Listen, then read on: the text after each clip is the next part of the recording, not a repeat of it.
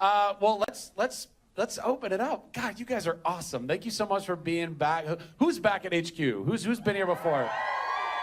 You melt my heart. Thank you guys so much for believing in us and supporting us and for feeling the magic that we... How cool is this, by the way? How you like our brick wall and all that stuff? Dave Coleman special. Who's got a question? Raise your hand. Yes, right here, right down in front. Get that lady a mic. Hurry up! Hi. Hello. Hi. I'm Tony. Hi, Tony. And, I'm Zach. Yeah, nice to meet you. Nice to meet you, too. Pound it. Awesome. I'm from Florida. My best friend is from New York, and we actually got to see you in First Date. Fantastic. And we loved it so much that the bailout song is our ringtone for one another. Well done. Yeah, and I actually went back to New York a second time in order to see you during the closing weekend, but then... First Date? Yeah. Okay. Renee ended up getting strep throat, so we pretty much just spent the whole weekend feeding her soup, making sure she wasn't... I'm sorry to hear that. Hopefully she's not still dealing with that. No, she's good. Good. Yeah, but I just was wondering if, especially since now you're a Tony nominated... Yeah, that's officially... Yeah. Goodbye, everybody. I was just waiting for one person to bring it up. I'm out. Yes, continue. Yeah, no, I was wondering if maybe you could talk a little bit about, your first Broadway experience and maybe especially what it was like closing your very first Broadway show. Absolutely. I can totally talk about this. You guys want to hear about that kind of stuff? Fantastic. So it was great. Next question. I'm kidding. Look, I grew up my whole life. I was just this spazzy theater nerd. I mean, that's, I didn't just make the Nerd Machine because I didn't have any concept of what that meant. I mean, I literally grew up playing video games and reading comic books. But probably the thing that made me the most nerdy was I was in hi, Shannon Fox. I was in, yeah, see? Once you're in the fandom, girl, everybody knows you. So I was spazzy and just loved entertaining people. Then I found theater, and I was like, oh my God, this is where I think I belong. So I loved theater and kept doing theater until I was blessed enough where I God opened doors for me, and I got to be in TV and film and got to do that stuff, which I'm so grateful for. But always wanted to get back and do Broadway one day, or not back to, back to theater and do Broadway, because it's like the highest level of what that is. And there was a few things that almost happened, but I really wanted to make sure that whatever my first Broadway role was something that wasn't a revival and it wasn't a replacement of somebody else, because, at least in my own mind, I thought, well, if I go and do that, then there's a really good chance that everybody who comes and sees me, it'll be my first thing on Broadway, so all the Broadway theater goers will be judging me against the last revival or the last person who was playing that role that I replaced. And that's a tough thing to get over. So I was really waiting for something like First Date. I was waiting for something that was a brand new show. Nobody knew anything about it. And I could kind of make it my own, and people would be able to see whatever the Zach brand of theater acting was. And people enjoyed it. And then She Loves Me came around, and that was a revival, but I had already kind of put myself out there in an original show. And my agent for, when I got the offer for She Loves Me, he was like, so here's the offer. You can't say no. And I was like, oh, really? And then I researched it and found out, all the people involved were, like the A-list of Broadway actors, and our director, Scott Ellis, and our choreographer, Warren Carlisle, and our musical director, Paul Gimignani, who, if Paul's watching this, Paul, I love you so much. I had no idea who you were when I took that job. I had no idea. Because I was also, as much as I loved theater, I was also super, like a Broadway Luddite. Like, I only knew the shows that I had ever done in school theater or community theater. I didn't really know. I didn't grow up on the East Coast. My family didn't drive in or train into New York to go see Broadway shows. I just didn't know them. If I wasn't doing my own show, hi, Donna. If I wasn't doing my own show, or, doing a show in school or in community theater, I was playing video games or something, I could talk about video games all day long, but I couldn't necessarily talk about other shows. And so then I found out who Paul Gimignani was, and I was like, oh my God, you've done everything. Everybody knows who you are. And Scott and everybody. So my experience on Broadway has been incredible. I've only done 2 shows, and for She Loves Me to get nominated for 8 Tonys, and me getting included in that was a huge honor. And I want to do it for the rest of my life if I can. But I need to do it in spurts, because 8 shows a week is the most gnarly thing I mean, that maybe an actor can do. I mean, it's, you know, I'm not toting around a gun and like helping defend people's countries. And I give nothing but props and love and thank you to all of our armed service men and women who keep not only our country safe, but all the countries of the world. And we don't need to get into the politics of everything in the world right now, which is a really gnarly place. As you probably could tell when you got your bags checked when you came into the venue. This is the first year we've had to do that. And that sucks. Sorry, this is what happens when you, at panels, we rabbit trail. So as that pertains to Broadway, so it's been a really incredible adventure. And for anyone who came out and saw, anybody actually see First Date? Wow, a lot of people saw First Date. Well, I know you did. Did anybody see She Loves Me? Anybody came out? Wow, fantastic. So, strained it. How cool was that, right? I mean, I'd like to say we've been doing it a little longer. No, but that was cool. It was the first Broadway show to ever be live streamed. I mean, that was cool. That's history, you know? And I didn't get to watch it, clearly, because I was doing it. But I heard it was really good. Did you guys, I mean, Dave was saying it was like super top notch, like really well produced and shot. What's that? So good. So good. So that's cool. Yeah. Excellent. Good. I realized after that, I was on Twitter and I saw people basically just started taking all of my reactions and turning them into memes and things. I was like, well, if you've memed, you've made it. Yeah, hey, anybody want to buy something? Well, that was very enthusiastic, yeah. This was something that somebody made. I know, right? Oh my God. I almost lost my booze. I mean, that's not booze. It's on both sides. These are handmade with all of our Nerd HQ and Nerd Machine things. I've signed it. I'm going to model it for you really quick. Who wants that? I'm going to start at 20 bucks. 20 bucks? Once. 40 bucks. 40 bucks. 60 bucks. Wow. 100. Anybody want to beat 100? 200? How much? 300? Anybody want to go higher than 300? Once, twice, sold, sir. And you're gonna look great in these. You really will. You're gonna look great. Find one of our volunteers afterwards. You'll get your ears and they'll take your cash. Thank you, that's very generous, thank you. And by the way, that was more than one smile. You just changed a kid's life right now. Right there, with some despair. Next question, in the back, way in the back. Give that lady a microphone. Oh, hi, darling. Hi. How are you? Good. How you doing? Hey, do you guys like our merch this year? Anybody going by the... Oh, you probably haven't been by the merch booth yet, have you? Well, you should go. That's one of them. All right, yes, go. I'm Michelle from New Orleans. Hi, Michelle from New Orleans. So like yourself, I am a huge Disney nerd. Yep.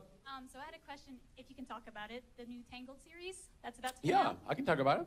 So I don't know what I don't know what you want me to talk about. Okay, well, I'll try. The details. Well, I know Flynn doesn't do backstory, but I was wondering if we might see a little bit of Eugene's backstory, like where he grew up. To be perfectly honest, I genuinely don't know, but I hope so. I think so. I mean, look, the writers and producers and Disney, everybody's been like super awesome. I love that we get to do a series. There was always this thing in the back of my mind after the first movie. I was like, I hope we get to do a sequel of the movie. And then we didn't. And that's fine. But beginning to do a series, I think is going to be kind of even more fun because it's not just 2 hours. It's a lot of hours. I don't know how many episodes. But I think it's going to be multiple seasons, and it's going to be on Disney Channel. It's going to be a slightly different animation style. Thank you. It's early, right? A slightly different animation style, but we got everybody back. Me and Mandy and a bunch of, basically I think all the voices of everybody that was already established in the film are all back. And there's other things. We definitely dive into more of the characters. We just have so much more time to do that. So I think, yes. There you go. Next one, yes, right here on the aisle. Boom, right there. Hi, I'm Jenna. Hi, Jenna. I'm a speech therapist, so I actually worked with a student with a cleft palate in my school this year. That's awesome. So while I always liked Operation Smile before, it means so much more to me now. Yeah, it's like a hands-on for you. Yeah, especially because, this is a kid in the U.S. who still had a not completely repaired, and I can't imagine what it's like in a third world country. So I was curious, out of all the charities in the world, how did you find Operation Smile, and why is that the one that you felt so motivated to do all this for? Well, I've answered this before, but I think a lot of people know. So I'll give you the quick rundown, which is basically there are so many things in Hollywood where, as a celebrity, you get asked to do like celebrity bowling, celebrity poker, celebrity whatever, curling. I think that's only in Canada. That'd be pretty fun, though, wouldn't it be? I'd be one of the guys with the brushes. We're gonna work on that. We're gonna bring it to HQ. So anyway, they're all these for charities, right? And they all say, "What's your charity of choice?" And I never had one. And part of it was because I'm a Libra and I have a really hard time being unfair. Like we're all about justice and balance. I'm like, well, if I give money to these guys and I like commit to this charity, what about all these other charities and everybody's hurting? But I had a lot of other friends that all could find a charity, and I was envious of them. They were either like for animals or for kids or for Africa or there's so many people that need help in the world, clearly. And I really wanted to find that. And then I was singing at this event with Band from TV with Greg Grumberg and Hayden Panettiere and all that, way back in the day. And that's all for charity. And I got to donate money from that appearance. And they kept hounding me. Well, not hounding me. They kept asking me, what's your charity of choice? What's your charity of choice? We need to know. And so I just thought about it and prayed about it real hard. And then in the course of like 5 days or like 1 week, I saw 5 billboards and 5 commercials, like back to back to back to back. I'd seen them before, I'm sure. They just didn't resonate in the same way. And I really felt like that was God saying, yo, check this out. And so I did. And then it just rocked my world. It rocked my world for a myriad of reasons. One of them being I was super blessed to be, this middle-class white kid in America who, by the way, regardless of whatever your income is, if you're born in a hospital in the United States, that's basically taken care of. That's just the number one. Now, you might need speech pathology afterwards because that's a different thing, but at least the surgery's done. But I didn't have any of that. I was born healthy, fine. I got massively dinged up teeth that I had a dentist and an orthodontist. Thank you, Dr. Asano. You're a rock star. And that helped lead into my career. Like, this is part of how I make a living. And I just started thinking about that going, wow, like the things we take for granted. And then I started thinking about, what if I was a kid and I was afraid to go outside and smile? And that wrecked me. I was like, oh my God, these kids I would be afraid to actually enjoy life if that meant smiling and therefore showing that I had something that was wrong with my face. And then I dug deeper and found out 1 in 10 kids actually dies. So it's not even just a cosmetic situation. It's a real life and death situation. And even if you don't physically die, how much could you die inside because you are so affected as a child that you can't go and smile and enjoy life? And so, yeah, I was like, all right, I think, when I started feeling the way I'm starting to feel right now, who's got Kleenex? That's when I was like, all right, I do. That's when I was like, I think I need to go down this road. And so I literally started raising money for him. I didn't contact anybody. I was just like, all right, I'm going to start putting money there. And then after a while, I get a call from Op Smile and they go, who are you? And why are you sending us money? We've never, I sat down with Bill and Kathy and Robin, who's been here for years. By the way, Robin, who's normally with us from Op Smile, and my sister Shekinah, who you guys all know as the queen bee of volunteers, literally both had babies within 3 days of each other. So neither one. Yeah, let's give it up for those guys. So that's why they're not here, slackers. But anyway, so and then I met with all of them, and I just loved them even more. And they're a great organization, and I got to go on a trip with them to Honduras and be in. And by the way, I think when you guys go, if you do any Smiles for Smiles, or you use any of the photo booths, Johnson & Johnson's a partner with us this year. Every single photo taken with these photo booths, they give $1. So it's not just like the Donate a Photo app where you can donate 1 photo per day per person. Every single photo that we take in these photo booths, they donate $1. So go crazy. Go take so many photos. And we have VR. Oculus gave us VR headsets that Operation Smile brought a 3D or a 360 camera down to one of their operations. So you can put on the Oculus and you can be in the operating room and you can see what it's like. So we wanted you guys to experience all the change that you get to bring. And that's a cool way to do it, right? So dope. So anyway, that's the long and the short. Also, I should probably say, if you have a question that I've already answered before, and a lot like Chuck movie things or whatever, I'm working on it. Let's try to get questions that I've never answered before, if that's at all possible. Yes, right here. Boom. Pineapples. Pineapple. Pineapple. Pineapple! Ah! Run! Hi. Hi. First, I wanted to say this is my third year. Third year? Yeah. Thank you. But I wanted to say thank you because last year you were crazy busy and I was sitting outside just like charging my phone.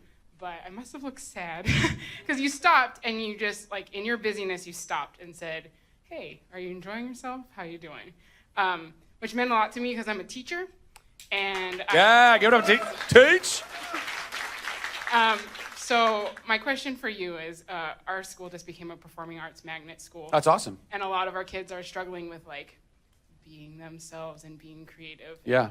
I hope to be that teacher that encourages them. So I wanted to know who, like teacher-wise, has encouraged you in all of that. You know, I mean, I would say that my life, I think all of our lives are, it's very difficult for me to like pinpoint one person that had an impact on me because I feel like anyone does.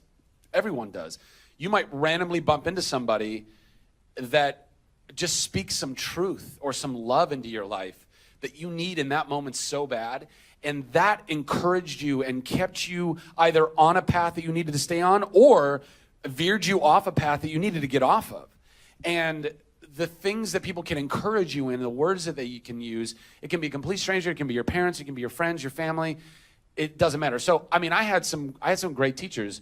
Mrs. Hill was my drama teacher in high school. We're actually having, we're trying to have, we're getting a whole like get together. Like she moved to Arkansas and she's coming back to Ventura, and a bunch of our former students are all just going to get together and hang out. I hope I can make that. I had a great teacher in elementary school named Mrs. Morris, who I loved and super encouraged me. Also thought I was a plagiarist when I wrote this awesome poem. So thanks, Mrs. Morris. I could have been a poet. I don't know, but probably not. And I'm glad I'm not. I'm glad that whatever. But she's super encouraged. Like I can't even explain to you. I used to write sketches. Like I would do like Weird Al kind of stuff where I would rewrite lyrics to songs. And in 6th grade, I thought the cool thing was I'm going to take up time in class and I'm going to do my sketches for the class. Had no idea how unbelievably nerdy everyone in this class, like they were looking at me like, oh, because by the way, I was a new kid this year too. And I'm like, this is how you make friends. But she would let me. She would be like, you know what? That's your creative thing. And if you want to go and sing some like Welcome to the Jungle spoof, that's Welcome to McDonald's, by the way, by. What was I thinking? But she let me do it. So you plenty of people. But I mean, the biggest thing I would say, and I think I've said this before, but man, I wish I could just grab a hold of every kid who's in middle school, elementary schools. Are you an elementary teacher? Middle school, the hardest. Wasn't middle school the worst? Like yes. High school, elementary school, you're all still just kind of kids for the most part, right? And you're just kids and you're running around and you're cool. High school, you got the cliques and all that nonsense, but I think by that point you've kind of established a little bit of an identity for yourself and you've found at least who your people are. But in middle school, it's so shitty. Kids are so horrible. They're so horrible. And look, and you can't exactly blame the kids entirely because there's a lot of that that's coming straight out of their home. And they're acting out because God knows what's going on at home or the other kids they're trying to impress. And I walked around half a day. I didn't even realize, no, it probably wasn't half a day, but I certainly walked from like one class through a break to another class, and I put my backpack down, and I had this massive loogie that was just on my backpack. I was the nerd. Oh, no, I mean, look, it happens. I was a total spaz. I was a total nerd. And at that point, people didn't, you know, what we love, it wasn't really all that much loved back then, you know? And so if you talked about it, you were into it, you know, playing Magic the Gathering or like literally, I mean, we wouldn't even cosplay. We'd just run around pretending to be Wolverine and Gambit. All my buddies wanted to be Wolverine, and I was like, I'm Gambit. They're like, whatever. Take it easy, guys. Gambit's awesome. Yes. But we'd run around doing that. So, but again, rabbit trail. The point is, what I would say to these kids, and I wish I could grab every single one of these kids, and I hope they're all watching these panels. For the love of God, where's the cameras at? I'm looking at the cameras, I think. Middle school and high school are not the universe. They are not, and they are not even the tip of the universe. You are going to have the most rude awakening if you think that the popularity level that you can reach in high school is that means anything. Because you get out of that and it's like, oh my God, I wasted so much. I personally, even though I loved all the things that I loved, I still wanted to be accepted. I wanted to be involved, with the cool kids. I wanted those kids to think I was one of them. And I wasted so much energy and time that I could have been learning how to play an instrument or learning of another language or getting better grades in school that would have all been way more valuable than caring about what some dipshit thought about me or how I dressed. And if every kid, rock and roll. But if we could just shake them so hard that their head was, okay, I get it, then maybe this world would be a far better place. But you can all we can do is encourage them and sit them down as much as we can and go, you're worth something. Your worth is not dictated by dickheads. Your worth is dictated by you and the people who love you and the amount of work you get to do on yourself. And that's the journey, right? How much work do we do? Do we work on ourselves? How much do we put down the things like Pokemon Go? No, but here's the thing. I got Pokemon Go. I literally just caught 2 monsters outside. What's a Scyther? Is that any good? I don't know. They're like, yeah, Scyther's good. Yeah, Scyther's good. But look, it's amazing, right? On one hand, I actually saw this really great meme. It was on flying around on Facebook, which was something like, so let me get this straight. A bunch of people have been sitting on their ass rearranging cartoon candy for 5 years and nobody says anything. But now people are getting up out of their homes, walking around, hopefully not into traffic, but they're meeting other people, and now people have a problem with it. And then I read another thing, this woman whose son was autistic and was having such a hard time, you read this one? As having such a hard time socializing, and all of a sudden, they get Pokemon Go, he's super stoked, they go to a park and he's running into other kids that are playing, and he's socializing. And I go, that's brilliant. That's so awesome and beautiful. However, if it's taking up your entire life, if anything is taking up your entire life, this is something I've been thinking about. Actually, I think I might, if I was ever going to write a book, people have asked me if you would ever write a book, and I think this might be the thing I would write about. You are what you reach for. This is the thing I keep telling myself. If you are constantly reaching for video games, that's your life. If you are constantly reaching for your friends and your family and other people, if you're a parent and you're reaching for work, how much are you reaching for it? And how much are you reaching down to pick up your kid? How much are you reaching for alcohol? How much are you reaching for cigarettes? How much are you reaching for things that are good for you or not good for you? Because what you reach for is what you become. So the more that we can reach down to these kids and the more they can reach for their actual dreams and not trying to reach for popularity, the better off they're going to be. So I would encourage them in that regard. Yeah, for sure. You are what you reach for. All the way in the back. I got to give the back love because, they're in the back. You were killing me with that. Oh my gosh, I need tissues. Get it, girl. But this is not exactly a question, but I want you to know that you are loved beyond comprehension. You are. Thank you. Thank you. Thank you. And I feel it. I saw on Twitter that there were some issues with the tickets and things like that. There always are.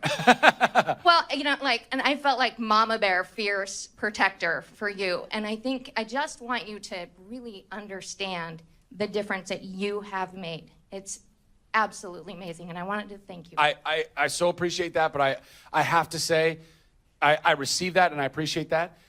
This only exists, and I really do mean this. This isn't me just being diplomatic. It really only exists because of every single one of us. I know the vision that God put in my head. I know the things that I want to accomplish in the world, and this was one of them. And I'm so glad that I didn't give up on it because there were a lot of moments when that would have been the easier thing to do. And we want to be able to do this as long as we can. We want to keep making it the best possible experience for all you guys all the time. But it doesn't have Dave Coleman. That man he's the brass tacks. That when I'm off going and hopefully getting to continue to live my dreams and be an actor, and hopefully the more work I get, the more spotlight we can put on HQ and all the cool things that we can bring you. But our sponsors like AMD and Xbox and Johnson & Johnson, every single one of these volunteers, all of our crew, my freaking dad, for God's sake, the Papa D, the mascot, the and by the way, and to that extent, if you guys get a chance at all, and I hope you do during this weekend, throw these volunteers high fives. Throw my dad a high five. Go talk to him. He'll talk to anybody. Thank the people that are working all of our gaming kiosks. It takes everybody. It literally does. So thank you, and thank them, and thank you. And what's your question? That was it. Oh, okay, great. I really wanted you to feel loved. I do. Worried. Thank you. Right there. Right. You, sir, with the glasses. Yes. Hi. Hi. My name's Ricky. Hi, Ricky. So a lot of actors sort of go through and hit up, Broadway, TV, film, but sort of one of the pit stops that everyone makes, I guess, as far as roles go, is they want to play a villain at some point in their career. So if you were to pick, I don't know, either a villain from history or fiction that you wanted to play, who would it be and why? Well, I wanted to play Deadpool, but that didn't happen. Although, since we're on the subject, because I brought it up, Ryan Reynolds, you're the man. You crushed that movie. And again, a vision, right? That guy had that vision. And he's Canadian. It makes sense. For the character of Deadpool, I mean. And he stayed with it, and he invested his own time and his own money and vision into that, and that movie fucking rocked. It was awesome. It challenged so many things about the genre, about filmmaking in general. It was super funny. I laughed my ass off, and I'm picky about stuff, so I really mean that when I say like Ryan and the whole team behind that, the writers, the director. It was awesome. So other than Deadpool, what villain would I want to play? I don't know, to be perfectly honest. I don't know that it's been written. Or I mean, maybe it hasn't. I've not read it. But I would certainly want to play a villain that I think the best villains don't think they're villains. They think they're 100% in the right. But I would want it to make sense too. Sometimes there's villains that 100% think they're in the right, but the logic of the movie is like, you're clearly not. Like, you're so dumb. You're the dumbest. I can't even. So I don't know. Any villains that you guys love that you want to see, whether it's me or somebody else? Just shout them out. Is there a villain you like? See, it's hard, isn't it? Yeah, I don't know. I'll get back to you. I'll think about it. Yes, right here, yes, right there. Wait for the microphone. Wait for the conch. Hello. Hi. How are you doing? Good. Good. So, I wanted to first of all thank you. Obviously, I'm not from here. I'm English. You're not? I'm not. I get Canadian a lot. I'm not Canadian, obviously. I just want to say, I know you don't like taking and it is everybody and the volunteers. Obviously, I know all of you. Hi.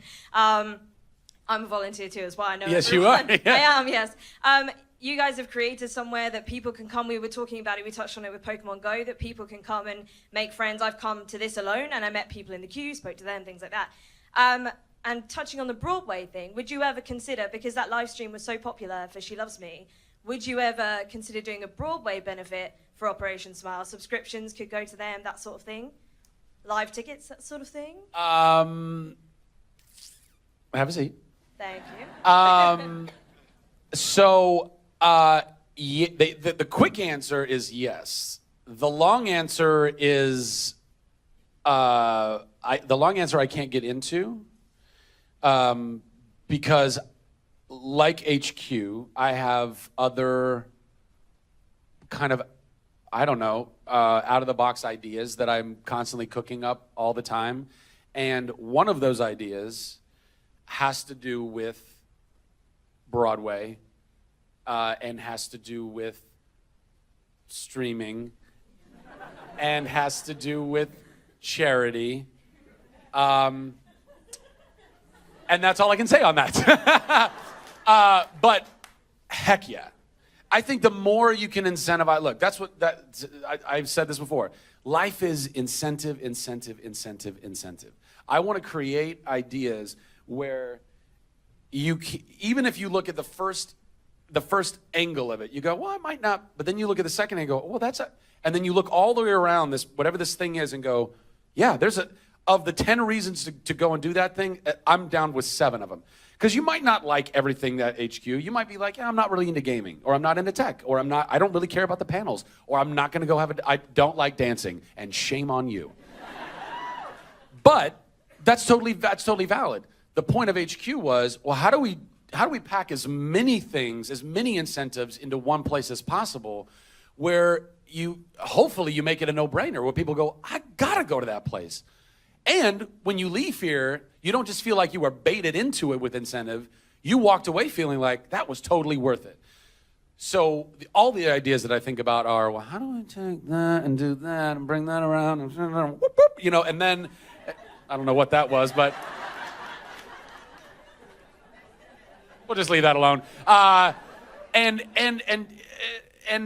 make it the turducken of entertainment, And people go, that's the best turkey, duck, chicken I've ever had in my life.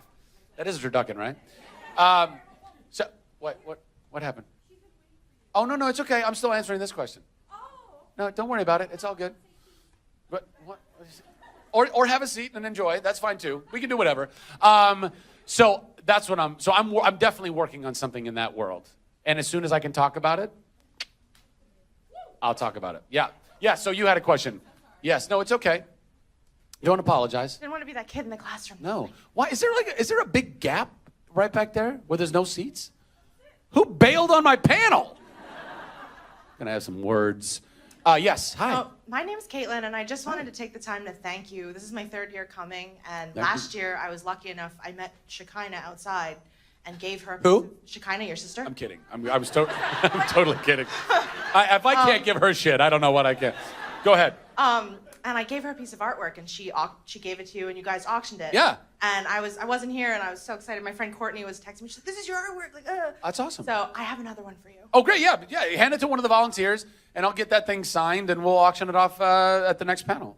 Awesome. Yeah. Oh, yeah. That's the one you made last year, right? It's different. But it's a new one. It's a brand new one. Yeah, it's fantastic. Yeah, hand that up. A lot of people that are going to be at your panels. That's great. Thank you so much. Thank you. Let's give it up for Caitlin. That's very cool. By the way, since we're on the subject, I get when I was doing She Loves Me, I got all these really cool, awesome gifts that people put a lot of time into, and I think I can speak for a lot of other people like Nathan and myself or anybody else who gets you when you guys put your time and heart and creativity into making us these gifts. They are awesome. Know that. Unless we build a shrine for ourselves in our home, there's really nowhere to put it. So I found that this is a great opportunity to pay that forward. So if anybody's ever given me, if you find it at an HQ auction, I really appreciated it when you gave it to me. And now we're going to use it for a better cause. So I hope nobody's feelings get hurt if I end up auctioning off your gift. Okay, thank you. That's all I wanted. I'll go right down here. I'll come back to you. Hello, handsome. Oh. Yep. My name is Tyler. I've been here before, so... Tyler, welcome back. Yes. My question is also related to the Tangled TV show. Yep. I don't know if you're allowed to say anything. Yep. But you have a great, amazing voice. Thank you. And of course, Eugene does as well. Sure. One and the same. Yes. How many songs have you recorded for the show? I've personally only recorded one song so far. There is a musical component to the show. It won't be as heavy as the movie, because that's just really difficult to do. That's so much music, and also when you're making a movie, you have a lot more time to kind of fine tune everything and tweak it, and you can re-record and whatever. There will be music. I don't know how much music, but I've recorded one song. At least one song, yeah. It's going to be great, guys. It's going to be really great. Right here. You had your hand up, right? Yep, right here. Nerd Herd shirt right there, bada bing. Hand that mic up there. Hey. Hi. Emma from England. Emma from England. Yeah. How many Brits in the audience? I know 1, 2, 3. 3. All right. Well, don't try and start a coup. You are totally outnumbered. I think our country's screwed at the moment anyway. Yeah. So. Yeah. My favourite moment as a fan was a few years ago, actually, in Birmingham, when about a few hundred of us went to Subway. Were you there? Yeah, you made me a picture of you with my chicken Subway that you made me. You're welcome. Absolutely lovely. Bit too much mayo, but apart from that, it was fun. I wasn't in charge of mayo at the time. Okay. So it's just, what's your favourite moment as a fan? As a fan? Yes. Favorite fan moment? I don't know. I think probably meeting Tom Hanks was probably the coolest thing. I mean, as far as like people that I look up to and that I, get all Twitter-pated and tongue-tied and like, what do I say to this person? I don't know what to do. Yeah, I've just admired that guy's work for so long. And it's the kind of career that I've always wanted to have. And I've talked about this before too, but like when I did She Loves Me, it's the same story as You've Got Mail, and it's the same story as Shop Around the Corner, essentially. And the character that I played, George Novak, that character was played by Tom Hanks and Jimmy Stewart. And those are two guys that and part of the reason I knew I wanted to do that show was because both of those guys had played that role. And I was like, I got to. If those guys played this role, I've got to play that role because I love what they brought to their careers and what Tom continues to bring to his career. And, that kind of like everyman relatable guy that, can still stand up for himself, but also has a soft side and needs Kleenex every once in a while. But yeah, I would think meeting Tom Hanks. I'm trying to think if there's anything else that like totally just rocked me in that way. No, I'm going to leave it at that. Yeah. Look, go you, sir, with the glasses right there. Hi. Hi. A lot of people know me here as Scorpio, so hi. Hi, Scorpio. Hi. I see your tweets. Okay. Oh, maybe that. By the way, I see all y'all's tweets. If you think you're getting away with anything, you ain't getting away with nothing. Continue, Scorpio. Thank you, sir. Well, first of all, I want to thank you right off the bat for calling out my hero, and she will yell at me if I call her name, so I won't say it. But she didn't say anything about pointing, so I'm going to point. Okay. And we'll just leave it at that. All right. Second of all, congratulations, Uncle 001. On what now? Uncle 001. Oh, Uncle 00. I thought you said on Gold 001. I was like, did I just upgrade somehow? No, Uncle. Well, did I got to check my Pokemon Go right now? What happened? The microphone was away. Did I get a Vaporator? Well, I don't know. So congratulations on being a brand new uncle. I know it's not a monster, guys. I know a Vaporator is not a real thing. Continue. Last year was my first year at HQ. Well, it's about time. And as a newbie, I accidentally called you Chuck, so I want to apologize from that right off the bat. And let me tell you why. So when I first discovered Chuck, I did a Zach deep dive, and I found out everything you do. I hope it was gentle. It was. It was the boop that you were talking about. And then I was in. And I discovered everything that you do, and I thank you for that. I want to touch on what she said. 100%. So anyways, my actual question is, I was an actor in high school, so actor to actor. Yeah. What is your method of getting into character? Do you have a specific method getting into character when you're on Broadway? Do you face this way and do certain routine? What is the way you get ready? No, look, I think more often than not as actors, with few exceptions, not that we all don't, I think every actor thinks they can play every role. I think. Maybe not. I don't know. I certainly always, since I was a kid, was like, oh yeah, I can do that, and I can do that, and I can do that. And, if you get an audition for something, you're like, yeah, I could play whatever that thing is, dialect, character, whatever. But the truth is, more often than not, you're getting cast as some variation of yourself, for the most part. Guys like Sam Rockwell, Gary Oldman, who I have so much respect for, they not only have the talent, but they also keep getting the opportunity. And sometimes you got to forge your own opportunity because a studio or a network might not just trust that you can play some weird, crazy, Gary Oldman-esque character.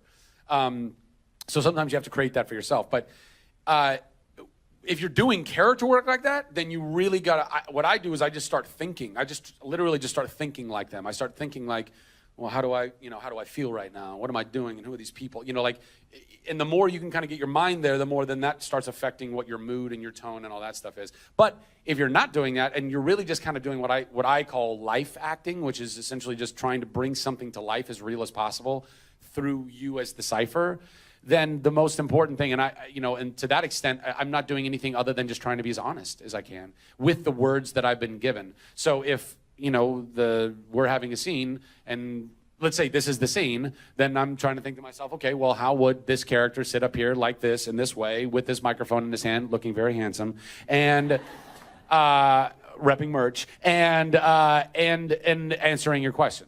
So it's more that, because if it's not honest, people see through that stuff. And sometimes you get the opportunity to not have to be fully honest with something if your character is not being honest and they're lying, like Chuck had to do for 5 years with certain characters. I'm telling you, like one of the greatest things that ever happened in that show for me was when I could finally tell Morgan. I was like, thank God. Not only was it fun, but it was like I was so. That whole element of like, oh, I'm on an install, or like lying to Ellie for something, it got so monotonous, and I hated it. And also and Chuck hated it because Chuck didn't want to lie to the people that he loved so much. Wow, that's a crazy rabbit trail. I didn't even think we were gonna go there.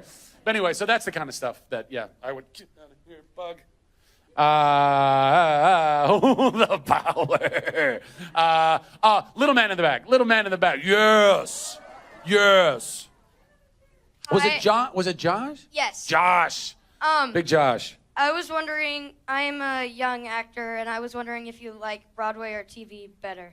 I actually don't like any one of them more than another. I like them all equally. I love them all equally. I think they're all equally incredibly challenging and incredibly rewarding in very different ways. So with stage, the rehearsal schedule is really gnarly, and then the show schedule, if you're doing Broadway especially, you're doing 8 shows a week, and it's like your whole life. And if you're doing a musical, you got to be super careful about losing your voice, and which is why in years past I have not been doing this as much and had other people help me. But you get a live. Have you ever, Josh? Have you done theater before? Do you do theater now? Yeah. Okay. I love that you cupped your. You're like yes. So then from having a live audience that there's a really special connection, a symbiotic, if I could be so bold as to use that word, connection where you are feeding them energy and they feed you energy back, and it's such a beautiful thing. And you're also learning as you're going in that, but you're also doing the same material every single time. And if you do that 8 times a week for even just 2 months, I always say, telling, especially with comedy, telling the same joke for a week is okay if you have to. Telling the same joke for a month is really weird and hard. And telling the same joke for 6 months is like, you don't even know what's funny about anything anymore. You're like, oh, where did we even begin? So there's a really distinct challenge in that.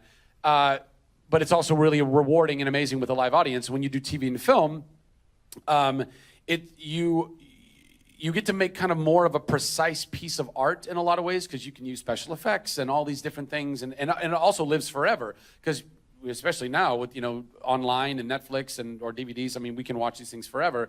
Also, the money's better. That's nice. If you can get, it's nice work if you can get it. So yeah, I think I like them all in different ways. But my goal would be to go and do Broadway and do that for a bit and like really scratch that itch and work out those acting muscles, and then that makes you miss TV and film a lot more, and then you go back and do that for a while, and then when you're missing theater, you go back and you keep seesawing back and forth. If I'm blessed enough to get to do that the rest of my life, I would totally do that. Yes, right, you blue shirt. Sorry, fellow Libra.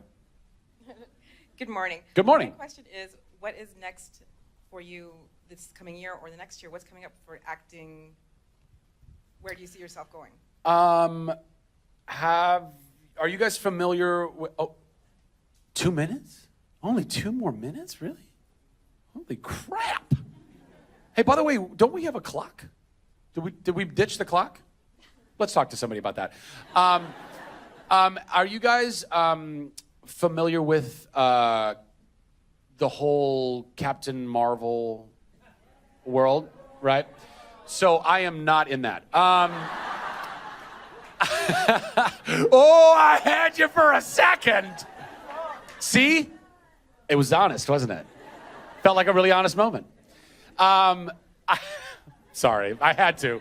I'm doing, there are some things that I am going and doing. I'm going to do an indie comedy with some really funny, talented people in LA soon. I'm going to do a couple days on another film after that, and then I'm going to go back to Toronto to go do a 6-part miniseries. Actually, I'm not even sure that I can talk about this. Can I even talk? Where's Tay? She's going to be so upset with me. Actually, I probably shouldn't talk about it. I'm going to go. I can't because I can't scoop the. I can't if it hasn't actually been declared. What am I saying? If they haven't talked about it, I can't talk. But anyway, I'm going to go do that, and it's cool. It's like a period piece, and it's 6 parts. Which I love. I mean, I've said this for years. If I could do miniseries for the rest of my life, I would totally do it. By the way, has anyone watched Stranger Things? I was expecting way more of you to have seen that show. It is so fucking great. It is so great. Children of the 80s, I mean, I'm assuming a lot of us in here are children of the 80s. It is everything great about the 80s. It is like if Spielberg and Wes Craven had a baby, and it was like mostly Spielberg, but you're not totally sure because you think they might have cheated with John Hughes a little bit. Like maybe like The Mailman with John Hughes, because there's some straight up John Hughes moments in it. It's so great. You should totally go check that out. And we got reaching the highest. Yeah, sorry, right behind you, hon. Yeah, right there. Hi. Hi. I'm sorry. I'm Gabby, and I'm from New York. Hi. And you came to She Loves Me, I think. I remember. You did? 4 times. Yeah, I remember. I'm pretty good with faces. I don't remember names very well. I just said my name. Okay, quickly going. So I love She Loves Me, and it's super important to me and my family. Thank you. And I was wondering, what was your favorite song in the entire show? Wait a minute, Gabby. Are you the one that organized that thank you book? Yeah. Thank you very much. That was really sweet of you, and everybody who put those letters in. That was really kind. You're gonna make me cry. Oh, no, don't do that. Go ahead and do that. I'm kidding. Okay, you can say, have a seat. But I would say my favorite song in the show was actually Nick Barish's Arpad's song, Try Me. I just, literally when I started listening to all of the songs on the Broadway cast recording from the 90s, I just loved it. I loved how energetic and earnest and fun it was. And then Nick was crushing it in rehearsal. I'm like, oh my gosh, it's gonna be such a great number. And it kicks off the whole second act. And that's a big thing, like you really got to set a tone for where we're going. I mean, Marichek, we think may or may not be dead. Spoiler alert. By the way, which is such a weird thing for a romantic comedy musical. He may or may not be dead, but he may or may not be. And it's just a great number. And honestly, Jerry Bach and Sheldon Harnick, they just wrote such great music. They really did. And I was so stoked that I got to be George and sing those songs and have people. One of the craziest things, I call She Loves Me the most famous Broadway show that nobody's ever seen, because so many Broadway people know the music, and people who aren't from Broadway know the music, but they've never seen the whole show. They have no idea what the context of any one of those songs are. So I had people coming to me that have been doing Broadway for years but had never seen She Loves Me. And then after seeing the show and after seeing me sing She Loves Me, the title song, and they would go, I get it now. They would use that song for their auditions for years, and they had no idea what any of it meant. And then in the context with Vanilla Ice Cream and She Loves Me and everything. So, and thank you, by the way, for coming 4 times and bringing your family and your friends, and thank you for that thank you book. That was really cool. Guys, I think, do I have time for one more? One more. I'm going to come back over here. Excuse me. What? Is this where the gym's at? I'm looking for the gym. Is it?